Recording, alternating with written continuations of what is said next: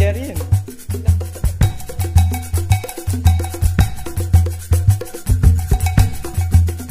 Tetap buaya jadi apapun yang kita mau saya akan lakukan. Mohon maaf sebelumnya.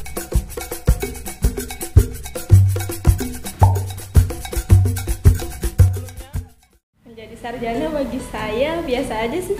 Ketika menjadi sarjana, kita sudah harus tahu segalanya. Dari ilmu apapun itu. Masak tidak tahu, kamu sudah sarjana, katanya.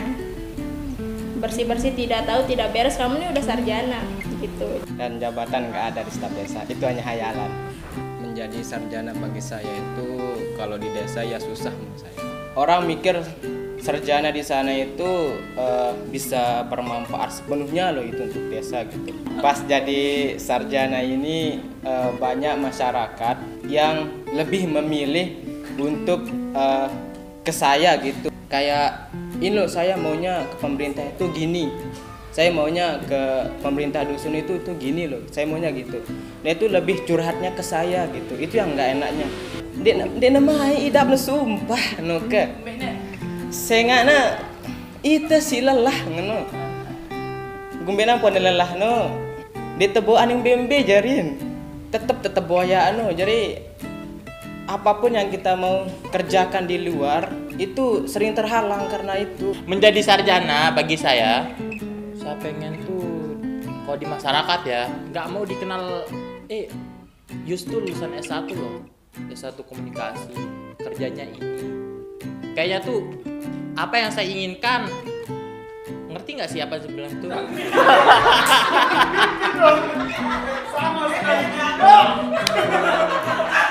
Maksud saya itu saya tidak terpaku sama omongan orang itu. Apa yang saya cintai dan saya akan lakukan. Mohon maaf sebelumnya. Tuntutan kalau dari masyarakat ya seperti biasa, dari tetangga, dari masyarakat luas. Kan hanya wisuda aja sih, setelah sekolah dituntut untuk kerja, nikah. Itu bagi tetangga, masyarakat luas. Tapi kalau dari keluarga sendiri, orang tua, karena orang tua saya sangat mengedepankan pendidikan, jadi saya tidak dituntut apa-apa sih. Kerja juga sebisa saya, kalau bisa kerja, asalkan tidak mengganggu. Dari keluarga pribadi sih nggak ada yang namanya cepetan nikah, kerja ini itu. Cuma kalau saya sendiri menuntut diri untuk harus bisa kaya sih sebelum saya mati. Untuk yang sekarang, karena saya dipilih menjadi ketua remaja di sana, ya karena juga dilihat karena gara-gara menjadi sarjana. Untuk yang sekarang ini mungkin risih menurut saya. Pernah sekali saya berpikir bahwa ya Allah, kenapa sih saya gini gitu? Apakah saya sudah ditakdirkan untuk membantu masyarakat di sini atau enggak ditakdirkan untuk di luar gitu? Ya Allah, saya bilang gitu pada diri saya sendiri gitu loh. Kalau untuk tuntutan yang pertama seperti kerja, saya cukup menjawab saya kuliah lagi. Dan untuk tuntutan kedua nikah, saya memilih kabur. Maksudnya saya memilih keluar, menjauh dari mereka karena saya sudah ada di tahapan risih mendengar, ngapain sih kamu kuliah lagi, ngapain sih kamu lama-lama nunda orang-orang di sekitar kamu, bahkan yang umurnya lebih kecil dari kamu udah punya anak 2 loh. Kamu udah umur segini kok belum nikah, nggak ada pacar ya, kok belum pernah ada yang datang, ya semacam itulah. Saya sudah berada di kerisihan mendengar itu semua. Jadi daripada nantinya saya saling bacok sama mereka jadi saya memilih untuk melarikan diri dengan cara yang elegan gitu. Saya keluar. Saya sebenarnya sama orang tua disuruh untuk melanjutkan di sini kan, tapi saya keras nggak mau. Alasannya saya nggak bilang saya pengen kabur dari itu. Tapi saya bilang kalau saya tetap di sini kayaknya nggak enak deh. Karena menurut saya berada di luar jauh dari orang tua bisa membentuk mental, bisa membentuk mindset saya yang baru. Ketika kita berkumpul dengan orang yang dari satu lingkungan, mindset kita akan terbentuk yang gitu-gitu aja. Kalau misalnya kita keluar kan kita bisa ketemu dengan orang banyak yang tumbuh di lingkungan beragam. Mungkin menurut saya ya mungkin karena doa ibu juga sih ya. Soalnya pernah saya buktikan satu kali loh Win. Pas Idul Adha turun sholat Idul Adha, salam-salaman lah sama ibu. Terus ada orang yang khotbah. Terus ibu ini bilang masih belum sarjana, masih mahasiswa.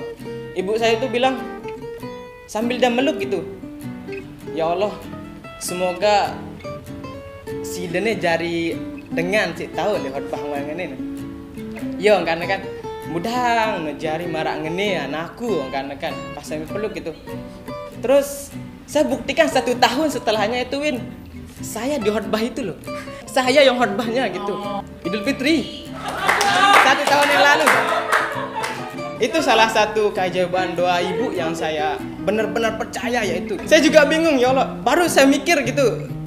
Saya mikir bahwa ya Allah ini mungkin doa, ini benar doa yang Idul Adha yang ibu saya panjatkan itu terjadi pada tahun itu. Satu tahun itu saya juga berubah sendiri gitu, nggak tahu kenapa. Wah gitu. Itu yang membuat saya bingung loh gitu. Makanya saya bilang pas sarjana selesai ini, ya Allah apakah memang ini rezeki saya gitu? Apakah ini sudah takdir saya untuk di masyarakat atau memang nggak ada takdir di lain gitu? Untuk membantu masyarakat gitu loh. Waktu lulus SMA, saya tuh nggak mau kuliah sebenarnya, tapi karena kemauan orang tua saya sendiri bilang kuliah aja daripada kamu nganggur. Saya tidak mau nganggur, saya bilang saya mau kerja, saya bilang saya mau cari uang langsung, saya bilang seperti itu. Tapi lah siapa yang tidak mau dengerin kata orang tua kan, ntar kualat apa kan? Itu bukan kemauan saya, kemauan orang tua saya. Tetapi pas saya kuliah ternyata saya cinta dengan suasana perkuliahan. Keresahan saya sekarang adalah berada pada skill. Saya merasa masih minim skill. Kalau ada yang bilang skill bisa terbentuk seiring dengan perjalannya waktu, emang benar. Cuma kalau tidak ada kemauan dari kita sendiri kan susah juga. Apalagi untuk develop skill itu butuh waktu yang lama, butuh biaya, bahkan butuh kemauan yang kuat. Jadi kalau menurut saya lebih baik skill. Toh orang-orang di dunia kerja sebenarnya membutuhkan skill dibanding titel, karena banyak orang-orang yang bekerja mendapatkan pekerjaan yang bagus meskipun dengan tanpa titel.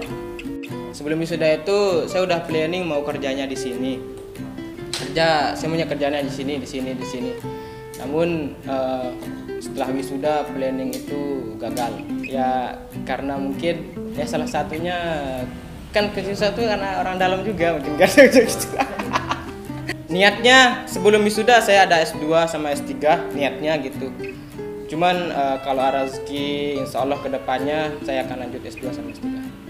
Nah sebenarnya sih kalau titel itu cuman tambahan nama aja dari nama kita sebelumnya. Nggak ada manfaatnya, yang cuman ada manfaatnya tuh yang pertama skillmu ya, itu kemampuanmu. Yang dicari di luar itu bukan pangkatmu apa sih, titelmu apa sih. Yang di luar tuh lo punya skill apa, lo bisa apa, kayak gitu aja sih. Ntar jangan sementang-mentang udah S1, S2 tapi ilmunya ya mentok itu aja. Saya begini loh, banyak orang yang membicarakan saya, tapi saya tidak peduli. Tapi sekarang dalam perjalanan berbisnis juga seperti itu. Nggak mau bilang orang, lo kerja apa? Nggak mau, diem aja. Apa yang saya cintai dan apa yang saya lakui seperti itu. Tapi kan kamu udah kaya ya, Sir. Tanah di mana-mana. Alhamdulillah wa syukurillah. Gila digili setengahnya kamu ya. Kamu jangan menyebar hoax ya. Kamu jangan menyebar hoax. Iya kan kamu punya villa. Ya tanah punya, villa punya, tapi enggak setengah pulau, sebagian lah.